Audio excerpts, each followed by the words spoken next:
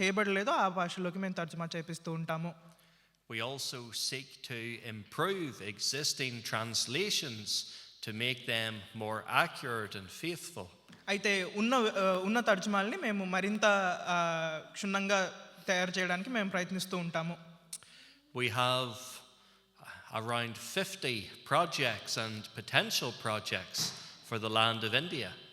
అయితే ఇండియాకి సంబంధించి మేము 50కి పైగా ప్రాజెక్టులు మేము చేస్తూ ఉన్నాము.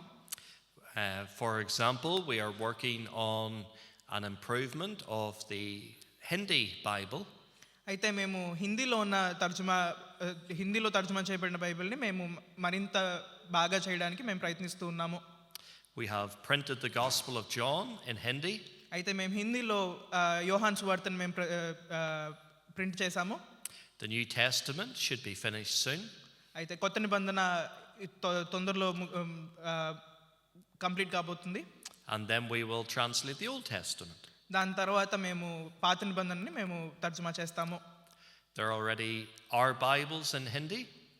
అయితే హిందీలో ఆల్రెడీ బైబిల్ అయితే ఉన్నాయి. Sadly, there are some common mistakes and errors that we are looking to improve upon. అయితే బాధాకరంగా విషయం ఏంటంటే దాంట్లో కొన్ని అక్కడక్కడ తప్పులు ఉన్నాయి. ఆ తప్పుల్ని మేము సరిదిద్దడానికి ప్రయత్నిస్తున్నాము. And then we are working on languages that have never had any scripture before. అయితే ఏ భాషలకైతే ఇప్పటి వరకు ఎలాంటి తర్జుమా చేయబడలేదో బైబిల్ని దాని వైపు మేము ప్రయత్నిస్తున్నాము. One language is Dasari Tharu. అయితే భాష Dasari Fari అనే భాష. There are 1 million speakers of this language in Nepal and India. అయితే ఈ భాషను నేపాల్లో దగ్గర 1,00,000 మంది పైగానే మాట్లాడతారు. Their language was only ever spoken. ఆ భాష ఇప్పటి వరకు మాట్లాడుకోవడానికి మాత్రమే వాడబడింది. We were the first ones to put it in writing. ఇప్పటి వరకు మేమే దాన్ని మొదట రాతలో పెట్టగలిగాము. And we were the first ones to print it with the Gospel of John. అయితే యోహాను సువార్తతో మొదటిగా మేమే దాన్ని పత్రీకరించాము. At the first meeting, 750 people came out to see this little book. అయితే ఈ చిన్న పుస్తకాన్ని చూడడానికి 750 మంది మొదటిసారిగా చూడడానికి వచ్చారు మొదటి మీటింగ్లో. After that, 1,300 people came out just to hear it being read. అయితే దాని తర్వాత 1,300 మంది దీన్ని వినడం కోసం మాత్రమే తరలొచ్చారు. Because they had never heard the word of God in their language before. ఎందుకంటే వాళ్ళ భాషలో ఇప్పటి వరకు దేవుని వాక్యాన్ని వినలేదు కాబట్టి. And then some other languages we are working on are Telugu and Kannada. అయితే ఇంకొన్ని భాషలు మేము తెలుగు మరియు కన్నడ భాషల మీద కూడా మేము పనిచేస్తున్నాము.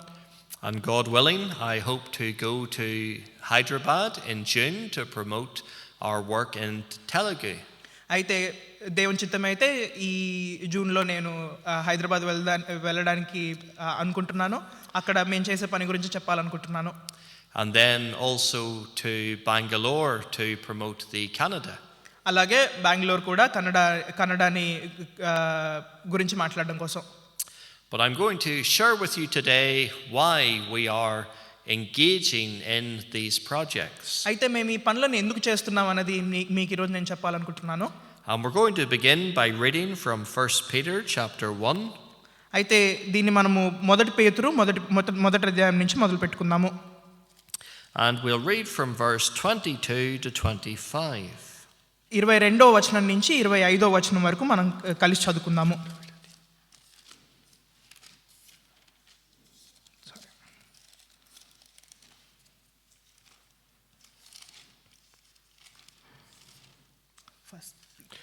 First Peter chapter 1 verse 22. Yes. Can somebody read it out in Telugu, please?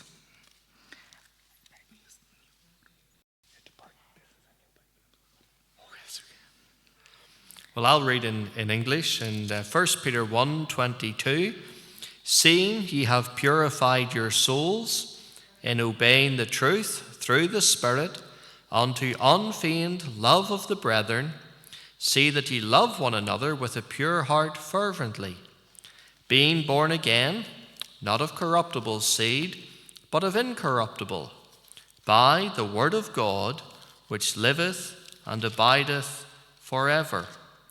For all flesh is as grass, and all the glory of man as the flower of grass. The grass withereth, and the flower thereof falleth away. But the word of the Lord endureth forever. And this is the word which by the gospel is preached unto you.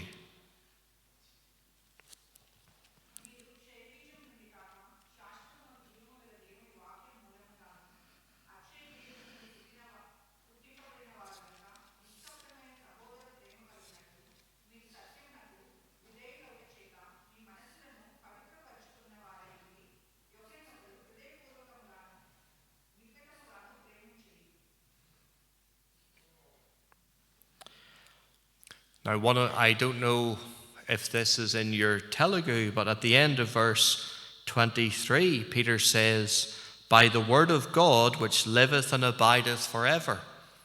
అయితే ఇది తెలుగులో ఉందో లేదో నాకు తెలియదు, కానీ 23వ అధ్యాయం చివరిలో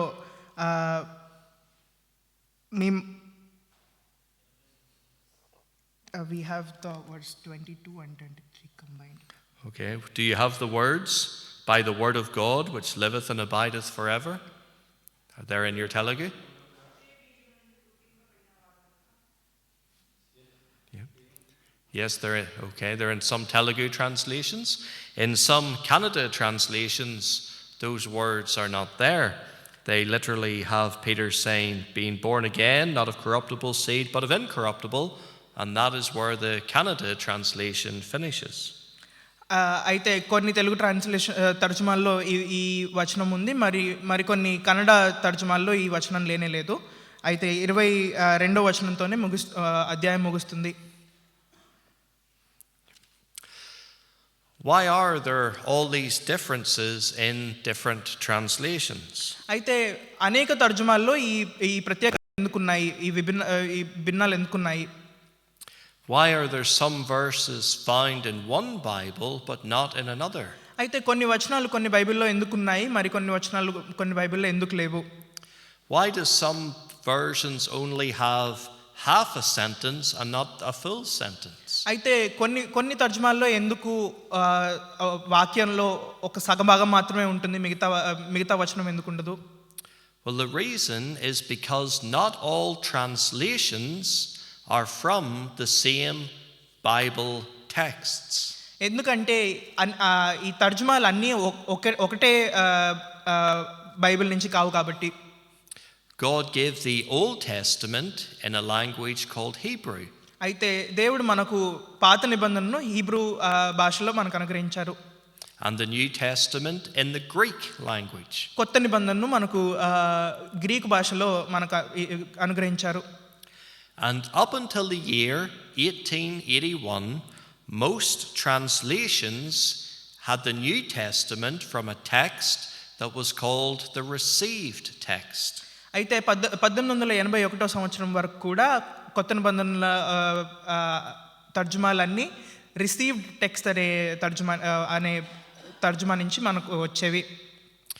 But in the year 1881, a different New Testament Greek text was produced. అయితే 1881 సంవత్సరంలో ఒక కొత్త విభిన్నమైన ఒక టెక్స్ట్ని పత్రీకరించారు. This Greek text is often called the critical text. అయితే ఈ గ్రీక్లో రాయబడిన ఈ కరపత్రిక క్రిటికల్ టెక్స్ట్ అని అనబడుతుంది. It is not based on the thousands of existing manuscripts. అయితే ఇది ప్రస్తుతానికి అనుచరులో ఉన్న కరపత్రికలను కాకుండా, rather it is based on a small number, no more than 40 manuscripts from Alexandria in Egypt. ఇవి ఒక 40 కరపత్రికలు అలెగ్జాండ్రియా నుంచి వచ్చిన వాటి మీద ఆధారపడి ఉంటుంది.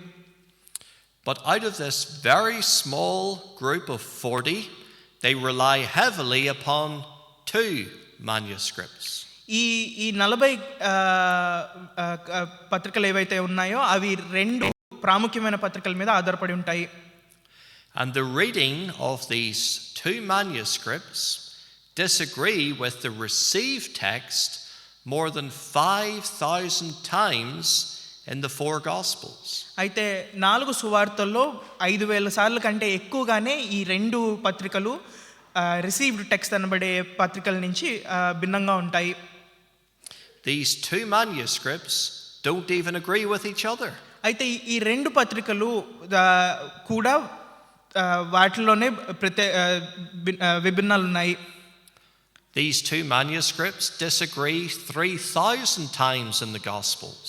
అయితే ఈ 2 పత్రికలు కూడా 4 సువార్తల్లో 3,000 సార్లు వేరేలా ఉన్నాయి.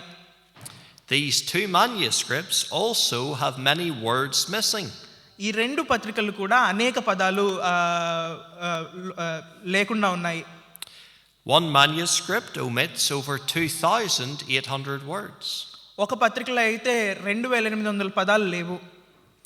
Another manuscript omits over 3,400 words in the 4 Gospels. ఇంకొక పత్రిక 4 సువార్తల్లోనే 4,000కు పైగా పదాలు లేకుండా ఉంటాయి. Sadly, these 2 manuscripts have been favored by many modern academics. అయితే బాధాకరమైన విషయం ఏంటంటే ఈ 2 పత్రికల్ని అనేక ప్రాచీన్యంలో ఉన్న అకాడమిక్స్ వాటిని వాడారు. The result has been many changes to the Bible. దీని నుంచి వచ్చిన వీటి కారణం వల్ల అనేక మార్పులు బైబిల్లో వచ్చాయి. Verses and words have been taken out. అనేక వచనాలు అనేక పదాలు తీసివేయబడ్డాయి. Even doctrine has been changed. అనేక మార్లు డాక్ట్రిన్ కూడా మారిపోయింది. Which should cause us to ask the question, do we have the Word of God or don't we? అయితే వీటి వల్ల మనం ఒక ప్రశ్న అడగాలి, మన దగ్గర దేవుని వాక్యం ఉందా లేక లేదా? Is the Word of God finished or is it still being discovered? దేవుని వాక్యం ఇప్పటికి అయిపోయిందా ఇంకా మనం కనుక్కుంటూ ఉన్నామా? Can we say with confidence that we have the Word of God in our hands today? మనం కాన్ఫిడెంట్గా మనం చెప్పగలమా మన దగ్గర ఇప్పుడు దేవుని వాక్యం చేతిలో ఉంది అని? Or is it going to change again tomorrow? అయితే లేకపోతే రేపు మళ్ళీ మారబోతుందా? Let me give you some examples of the changes that have been brought in some, not all, Telugu Bibles. అయితే ఇలాంటి కొన్ని మార్పుల్ని నేను తెలుగు బైబిల్లో కొన్ని మార్పుల్ని నేను మీకు ఈరోజు చూపించాలనుకుంటున్నాను. In John chapter 1 verse 9. అయితే John 1:9. యోహాను సువార్త 1వ అధ్యాయం 9వ వచనం. In the King James Version, also called the Authorized Version, which comes from the thousands of existing manuscripts, it reads, "That was the true light, which lighteth every man that cometh into the world."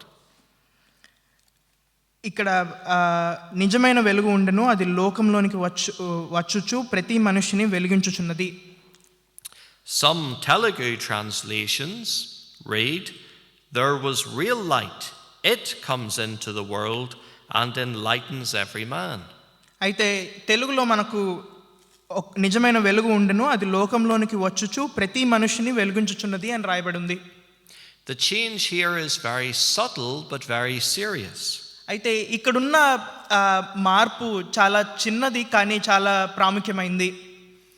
It should show that Jesus Christ is the true light, which enlightens everyone who comes, present tense, into the world. అయితే అది చూపించవలసిన విషయం ఏమిటంటే యేసుక్రీస్తే నిజమైన వెలుగు అని చూపించాలి. Some Telugu readings are ambiguous and do not show that Jesus is the light. అయితే కొన్ని తెలుగు వచనాలు యేసు ప్రభువే వెలుగు అని చూపించవు, పూర్తిగా చూపించవు. Another example in John 6:69. ఇంకొక ఉదాహరణ యోహాను సువార్త 6:69 వచనంలో. it should read that Peter said, and we believe and are sure that thou art that Christ, the Son of the living God. అయితే ఇక్కడ మనకు తెలుగులో రాయబడింది ఏంటంటే, నీవు దేవుని పరిశుద్ధునివని మేము విశ్వసించి ఎరిగి ఉన్నామని ఆయనతో చెప్పాను. Some Telugu translations have, we have believed and know you are the Holy One of God. అయితే మన తెలుగులో నీవు దేవుని పరిశుద్ధుడు అని మేము విశ్వసించి ఉన్నామని ఆయనతో చెప్పానని రాయబడి ఉంది. Do you have the Holy One of God? Is that what yours is? Yeah. Yes. Now, dear friends, there is a big difference in Jesus being the Christ, the Son of the living God, and being the Holy One of God. ప్రభు అయిన యేసుక్రీస్తు దేవుని కుమారుడు అవడానికి మరియు దేవుని పరిశుద్ధుడు అవడానికి చాలా ప్రాముఖ్యమైన తేడా ఉంది. In fact, my next sermon is on this very text. అయితే నేను ఇప్పుడు చెప్పబోతున్న వాక్యం కూడా ఈ వాక్యం మీద ఆధారపడే ఉంది. Another example in John 8 verse 59. అయితే యోహాను సువార్త 8వ అధ్యాయము 59వ వచనంలో మరొక ఉదాహరణ ఉంది. The traditional reading should be that Jesus went out of the temple, going through the midst of them, and so passed by. అయితే ఇంగ్లీష్లో ఆయన మందిరం నుండి బయటకు వెళ్ళి వాళ్ళలో నుండి బయటకు వెళ్ళను అని ఉంది ఇంగ్లీష్లో. Some Telugu translations have that Jesus went out of the temple, but they do not mention that he walked through the midst of them. అయితే కొన్ని తెలుగు తర్జుమాల్లో దేవుడు ప్రభువైన యేసు మందిరంలోంచి బయటికి వెళ్ళాడు అని ఉంటుంది, కానీ వాళ్ళ మధ్యలోంచి బయటికి వెళ్ళారు అనేది రాయబడలేదు. Was that not a miracle that Jesus walked through a crowd of people who were trying to kill him? అయితే ఆయన చంపాలని కోరిన ఒక సమూహం మధ్యలో నుంచి క్రీస్తు వెళ్ళడం ఒక మిరాకిల్ కాదా? Otherwise, you're left wondering, how did he escape the crowd who were trying to kill him? అది తెలియచో మనము ఆయన చంపాలనుకుంటున్న ఆ సమూహాన్ని నుంచి ఆయన ఎలా బయటపడ్డాడు అని మనం ఆలోచించినప్పుడు మనకు అది సమాధానం ఉండదు. Another example is in John 9 verse 4. మరి ఒక ఉదాహరణ యోహాను సువార్త 9వ అధ్యాయం 4వ వచనంలో ఉంది. In the traditional reading, it reads Jesus saying, I must work the works of him that sent me. The BS or some Telugu translations read, we shall do the work of him who sent me. అయితే ఇంగ్లీష్లో నేను పనిచేయాలి అని రాయబడి ఉంది, కాకపోతే మన తెలుగులో కొన్ని తెలుగు తర్జుమాల్లో మేము అని రాయబడి ఉంటుంది. So the difference is here, Jesus saying, I must work the works, but the other translations have changed it to we must work the works. There's a big change from it being Jesus' work to the disciples' work. అయితే అది నేను I must work the works అని ఇంగ్లీష్లో ఉండగా దాన్ని తెలుగులోకి తర్జుమాలో క్రియలు మనము చేయుచుండవలనను అని మార్చబడింది. ప్రభు అయిన యేసుక్రీస్తు వారు ఆయన పని చేయడంలోనూ మనం పని చేయడంలోనూ చాలా తేడా ఉంది. In John 14 verse 15, యోహాను సువార్త 14వ అధ్యాయము 14వ వచనము. The traditional reading has Jesus saying, if ye love me, keep my commandments. But some Telugu have, if you love me, you will keep my commandments. 15వ వచనము, యోహాను సువార్త 14వ అధ్యాయము 15వ వచనంలో మనకు తెలుగులో మీరు నన్ను ప్రేమించిన యెడల నా ఆజ్ఞలను గైకొందురు అని రాయబడి ఉంది. అలాగే ఇంగ్లీష్లో మీరు నన్ను ప్రేమించినచో నా ఆజ్ఞలను గైకొనండి అని ఉంది. So the traditional reading is Jesus giving a command, keep my commandments. అయితే ట్రెడిషనల్గా ఆ వచనం యొక్క ఉద్దేశం ఏంటంటే ప్రభు అయిన యేసుక్రీస్తు మనకు ఒక ఆజ్ఞ ఇస్తున్నారు, నా ఆజ్ఞలను గైకొనండి అని. Some Telugu readings have changed it to be a statement rather than a command. అయితే దాన్ని తర్జుమాలో ఒక ఆజ్ఞ నుండి ఒక వచనం వరకు వచనంలా మార్చబడింది. In Luke chapter 9, verses 55 and 56. లూకా సువార్త 9వ అధ్యాయము 45వ వచనం 46వ వచనంలో We see here that some words are left out of some Telugu translations. ఇక్కడ కూడా కొన్ని పదాలని కొన్ని తెలుగు తర్జుమాల్లో వదిలివేయబడినట్టుగా మనం చూడవచ్చు. I'll read from the King James Version. And Luke 9:56. But he turned and rebuked them and said, Ye know not what manner of spirit ye are of, for the Son of Man is not come to destroy men's lives, but to save them. And they went to another village. అయితే నేను తెలుగులో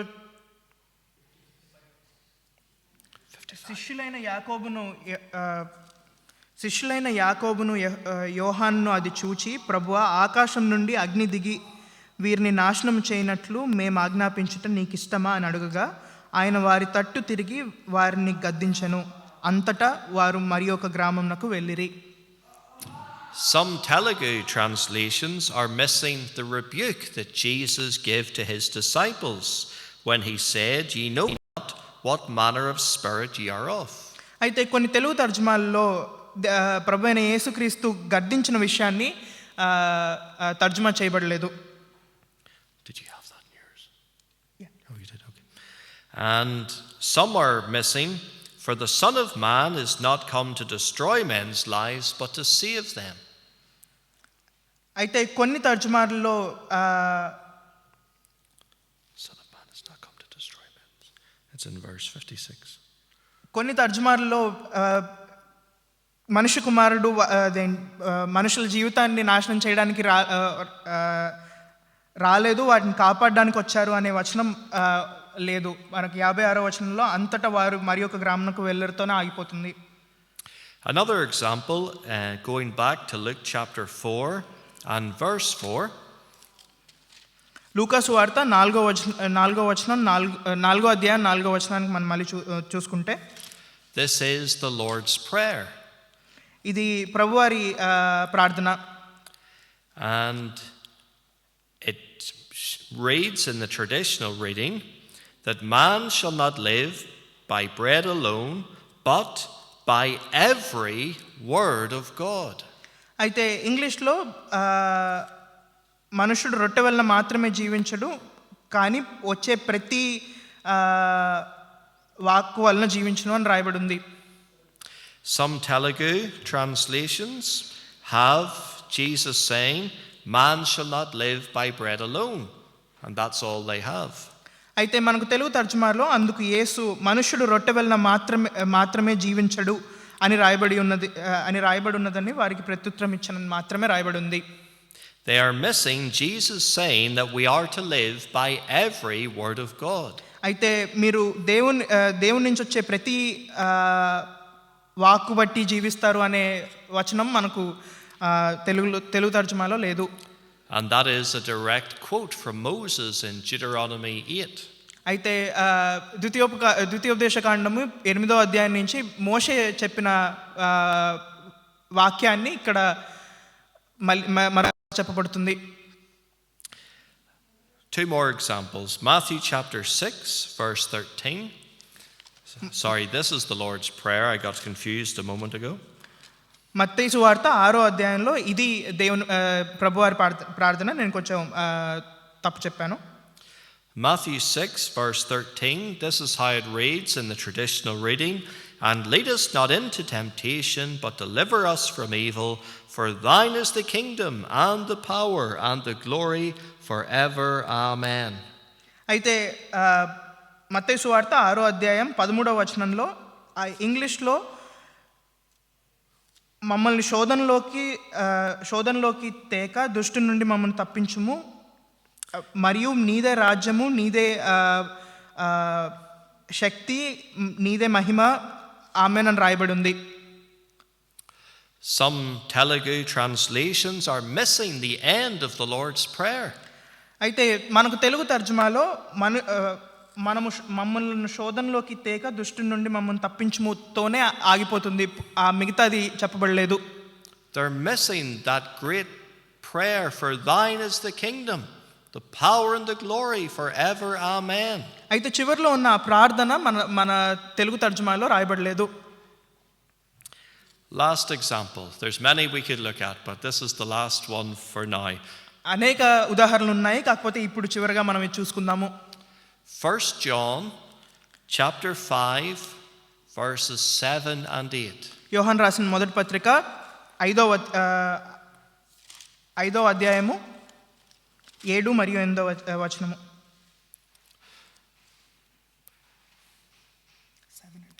7 and 8. We have it together. Yes. మనకు 7 మరియు 8 వచనాలు తెలుగు తర్జుమాలో కలిపి రాయబడి ఉంది. సాక్ష్యం ఇచ్చువారు ముగ్గురు, అనగా ఆత్మయు నీళ్లును రక్తమును ఈ ముగ్గురు ఏకీభవించి ఉన్నారు అని మనకు తెలుగు తర్జుమాలో రాయబడి ఉంది. I will read it in English, and I believe there are words missing from what you have just read. This is how it reads in the traditional text. There are three that bear record in heaven: the Father, the Word, and the Holy Ghost, and these three are one. Am I right? Is that missing from yours? The Father, the Word, and the Holy Ghost? We have that. Okay, well, there's more. And there are three that bear witness in earth: the Spirit, and the water, and the blood, and these three agree in one.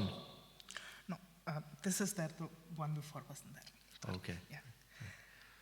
అయితే మనకు ఇంగ్లీష్లోంచి మనం తెలుగులోకి వచనాల్లో ఉన్న తేడాన్ని మనం చూసుకుంటే, ఇంగ్లీష్లో తండ్రి, పరిశుద్ధాత్మ మరియు వాక్యం అని రాయబడి ఉంది.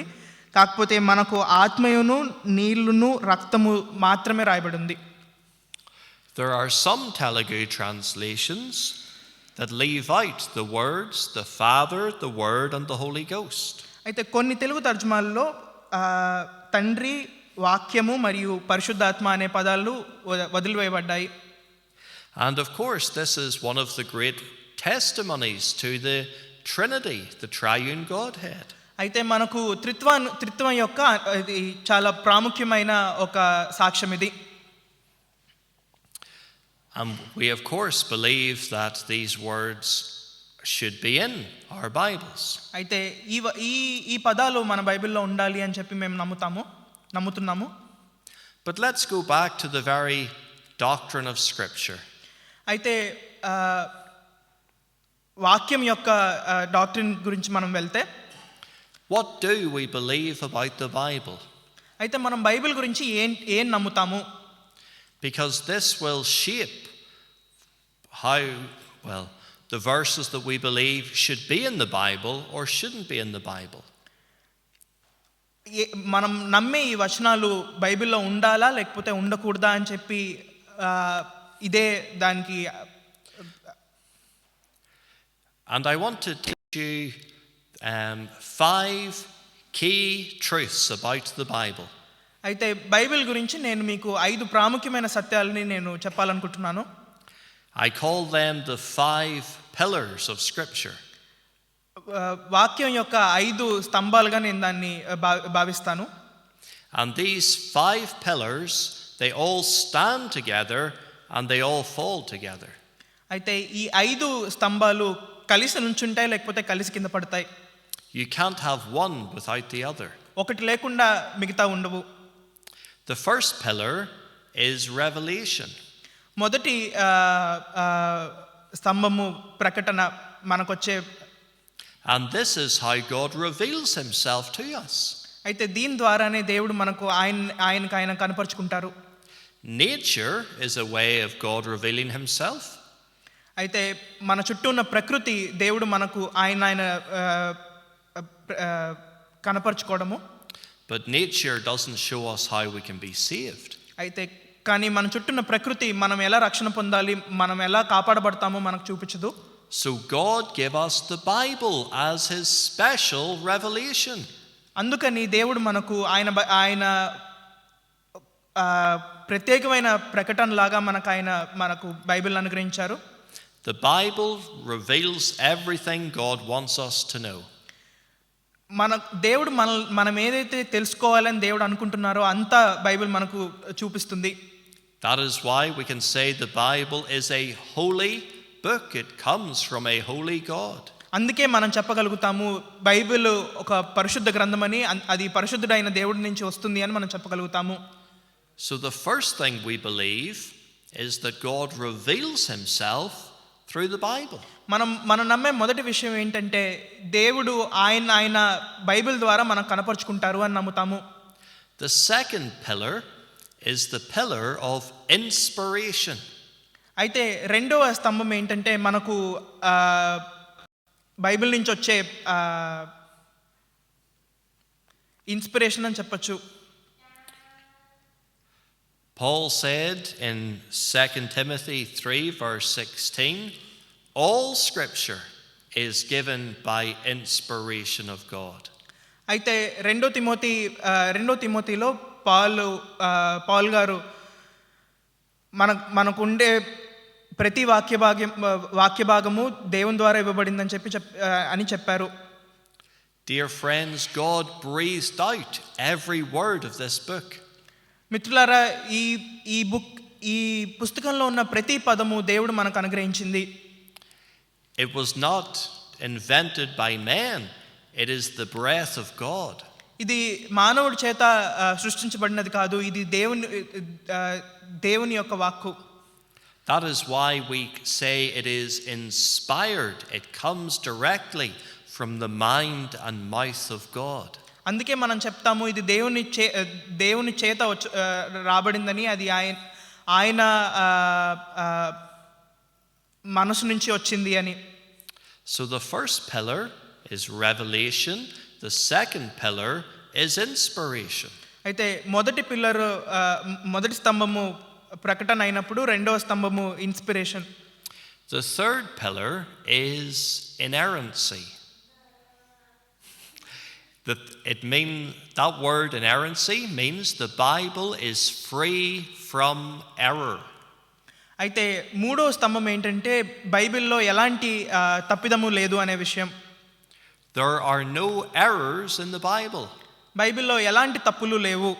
There are no mistakes in the Bible. బైబిల్లో ఎలాంటి తప్పులు లేవు. The Bible is a perfect book. Bible అనేది ఒక పర్ఫెక్ట్ పుస్తకం. It is a pure and holy book. ఇది స్వచ్ఛమైన మరియు పరిశుద్ధమైన గ్రంథము. Because words that come from a holy God cannot be lies or mistakes. ఎందుకంటే పరిశుద్ధుడైన దేవుడి నుంచి వచ్చే వాక్యము దాన్ని ఎవరు మార్చలేరు. The next pillar is the pillar of infallibility. I'll explain that word. Infallible means that the Bible cannot possibly contain any contradictions or mistakes. అయితే నాలుగో స్తంభం ఏంటంటే బైబిల్లో ఎలాంటి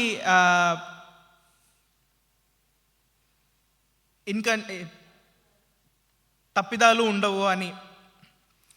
So inerrancy means it is free from error. Infallibility means it cannot have any errors at all. అయితే మూడో స్తంభం ఏంటంటే బైబిల్లో ఎలాంటి తప్పులు ఉండవు అని చెప్పేసి నాలుగో స్తంభం ఏంటంటే ఎలాంటివి ఉండలేవు అని చెప్పేసి. So the last pillar, the fifth pillar, is the pillar of preservation. ఐదవ స్తంభం ఏంటంటే కాపాడబడి ఉండుట. And this is the promise that God will preserve his word. ఇది మనకు దేవుడు ఇచ్చిన వాగ్దానము, దేవుడు ఆయన వాక్యాన్ని కాపాడుకుంటాడు అని. We read earlier in 1 Peter 1 verse 25 that the word of the Lord endureth forever. అయితే మనం ఇందాక చూసుకున్నాము 1 పేతురు 1వ అధ్యాయం 25వ వచనంలో దేవుని వాక్యము ఎప్పటికీ ఉంటుంది అని. Jesus said, "Heaven and earth shall pass away, but my words shall not pass away." అయితే మనకు ప్రభు అయిన యేసుక్రీస్తు చెప్పారు, భూమి ఆకాశంలో గతించిపోయినను నా వాక్యం ఎప్పుడు ఉంటుంది అని. Isaiah said, "The word of our God shall stand forever." యెషయా చెప్పారు.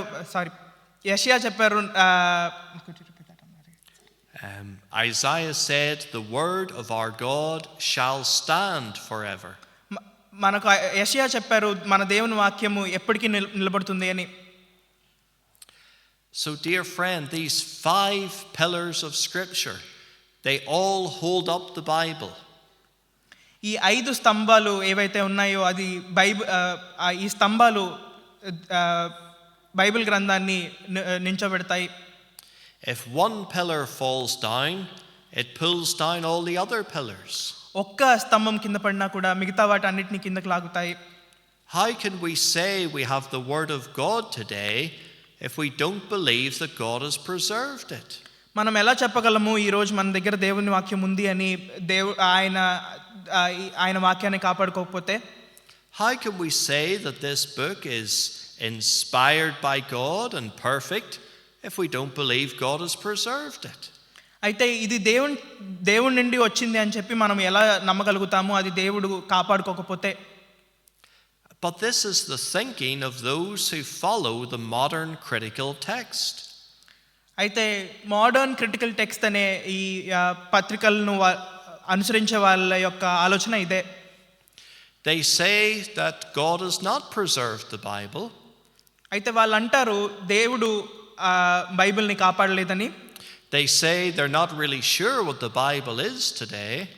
వాళ్ళు అంటారు ఈ రోజు బైబిల్ ఏంటో అనేది వాళ్ళకి అర్థం కావట్లేదని. And they keep making changes to the Bible. అందుకే వాళ్ళు బైబిల్కి ఎప్పటికప్పుడు మార్పులు తీసుకొస్తూ ఉంటారు. God is not the author of confusion. అయితే దేవుడు కన్ఫ్యూజన్కి ఆథర్ కాడు. The Lord Jesus says we're to live by every word of God.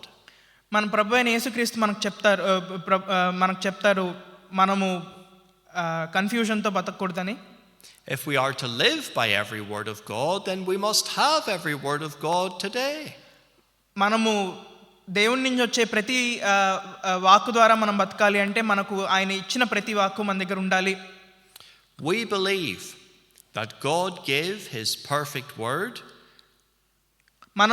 దేవుడు మనకు ఆయన పర్ఫెక్ట్ వాక్యాన్ని మనకి ఇచ్చారని మనం నమ్ముతాము. And that he has preserved it down through the centuries. మరియు ఆయన ఈ అనేక సంవత్సరాలుగా దాన్ని కాపాడుతూ వచ్చారని మనం నమ్ముతాము. We don't believe in adding verses or taking verses away from the Bible. మనము బైబిల్ నుంచి ఒక వచనాన్ని తీసేయడం కానీ మరియు ఇంకొక వచనాన్ని కలపడం కానీ మనం నమ్మము. We believe the word of God is settled and finished. మనం నమ్మేది ఏంటంటే మన దేవుని వాక్యము రాయబడింది, అది ముగించబడింది అని. And we believe in translating from the same Bible texts that can be traced all the way back to the first century church. అయితే మొదటి శతాబ్దపు చర్చ్కి మనం అక్కడి నుంచి రాయబడిన ఒక బైబిల్ నుంచే మనం అన్నిటి నుంచి తర్జుమా చేయాలని మనం నమ్ముతాము. We do not believe in translating from these two unreliable manuscripts. ఈ రెండు మనం ఆధారపడలేని పత్రికల నుంచి తర్జుమా చేయాలని మనం నమ్మము. So for the work we are doing in India, we are not producing something new. అయితే మేము ఇండియాలో చేస్తున్న పనిలో మేమేదో కొత్తగా చేయట్లేదు. We are restoring the Bible to the proper text that it should be translated from. అయితే మేము సరైన పత్రిక నుంచి దేని నుంచి అయితే బైబిల్ తర్జుమా అవ్వాలో దానికి మేము అదే పత్రిక తర్జుమాతో అనుసారం ఉండేలాగా మేము ప్రయత్నిస్తున్నాము. When I was in New Delhi, a man asked me, Why are we adding words to the Hindi Bible? అయితే నేను న్యూఢిల్లీలో ఉండగా ఒక మనిషి నన్ను ఇలా అడిగాడు, మనం హిందీ బైబిల్కి ఎందుకు పదాలని కలుపుతున్నామని. I said, we are not adding words, we are putting back in words that other men have taken out. అయితే నేను చెప్పాను, నేను కొత్త పదాలు కలపట్లేదు, తీసివేయబడిన పదాలని నేను మళ్ళీ కలుపుతున్నాను అని. And we are looking to do that with the Telugu and the Kannada and the Tamil and many others too. అయితే అదే పనిని తమిళ్లోను మరియు కన్నడలోను మరియు మలయాళం మరి తెలుగులోను చేయాలని మేము కోరుకుంటున్నాము. Because we want everybody to have every word of God. ఎందుకంటే మేము అందరికి ప్రతి ఒక్కరు దేవుడిచ్చిన ప్రతి పదాన్ని కలిగి ఉండాలని చెప్పి మేము అనుకుంటున్నాము. And we want everybody to have confidence in this book. మేము ఈ గ్రంథం మీద అందరికీ కాన్ఫిడెన్స్ ఉండాలని మేము కోరుకుంటున్నాము. To know that this is God's word. ఇదే దేవుని వాక్యమని తెలిసి ఉండాలని మేము కోరుకుంటున్నాము. To know that they can believe it and trust it. ఈ వాక్యం మీద వాళ్ళు విశ్వాసం ఉంచొచ్చని, వాళ్ళ దాని మీద నమ్మకం ఉంచొచ్చని మేము కోరుకుంటున్నాము. When people start taking words out, it causes doubt in the Bible. అయితే మనుషులు ఈ వాక్యంలోంచి పదాలని బయటికి తీసేస్తూ ఉంటే బైబిల్ మీద అనేకులకి సందేహాలు కలుగుతాయి. If you read the Bible in English, it should read the same in Telugu. అయితే మీరు ఇంగ్లీష్లో బైబిల్ చదవగలిగితే అదే తెలుగులో చదివినప్పుడు కూడా అదే చదవగలగాలి. If you read Hindi and Telugu and Kannada and Tamil, they should all say the same thing. మీరు తెలుగులో చదివినా, హిందీలో చదివినా, తమిళ్లో చదివినా, కన్నడలో చదివినా అన్నీ ఒకటే చెప్పాలి. And that is what we are working to do. అది మేము చేయాలని మేము కోరుకుంటున్నాము. So we would appreciate your prayers as we seek to produce faithful Bibles in hundreds of different languages. అయితే నమ్మదగిన మేము బైబిల్ గ్రంథాలని మేము సృష్టించడానికి మేము రాయడానికి ప్రయత్నిస్తున్నప్పుడు మీ ప్రార్థనలు మాకు ఎంత అవసరం. And we pray that your Bible will be precious to you. Me Bible గ్రంథం మీకు ఎంతో ప్రాముఖ్యమైనది గాను, ప్రెషస్ గాను ఉంటుందని మేము ప్రార్థన చేస్తున్నాము. Not a book that gathers dust. పక్కన పెట్టబడిన ఒక పుస్తకంలా కాకుండా, but a book that is read. ఒక చదవబడే ఒక గ్రంథంలా ఉండాలని మేము కోరుకుంటున్నాము. Amen.